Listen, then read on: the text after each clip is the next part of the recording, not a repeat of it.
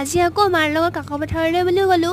মা আৰু মোৰ দুইজনীৰে অলপ কাম আছিল, তাকেলৈ ওলালো। আহি মাৰ বেংকত সোমালো। মাৰ অলপ কাম আছিল, মাৰ কামবোৰ শেষ কৰি আকৌ মোৰো অলপ বেংকৰ কাম আছিল, তালৈ গ'লো।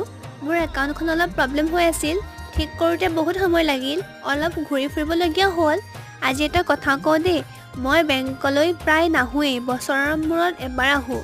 একো নাজানো কাৰণে মাৰ পৰা গালি খাই খাই কামবোৰ কৰি আছো বাৰু। কামবোৰ কৰি হোৱাৰ পাছত কিবা এটা খাবলৈ আহিলো। মাক বহুত জোৰ কৰি লৈ আনিছো চাওমিন খাওঁ বুলি। মায়ে আকৌ পুৰিহে খায়। আহি দেখিলো আইনাখন। আপোনালোকেতো জানেই মই য'তে দেখিলেও ভিডিঅ' এটা কৰিয়েই লওঁ। বহুত সময় ৰোৱাৰ পাছত চাওমিন আহি পালে। মায়ে একদম গালি পাৰিয়ে আছে নাখাওঁ বুলি। দিয়া খাই লওঁ দেই, পেটে মাত দি আছে। তাতে ৰিল এটাও বনাই ললো। ৰিল মেইন নহয়নে বাৰু। আকৌ আহিলো অলপ বজাৰ কৰিবলৈ, ঘৰৰ কিবা কিবি অলপ বস্তু ললো। আমাৰ কাকো পথাৰৰ কোনে কোনে মোৰ ভিডিঅ' চাই কমেণ্ট কৰিবচোন। আজি আমাৰ ঘৰ যাওঁতে সন্ধিয়াই হ'লগে।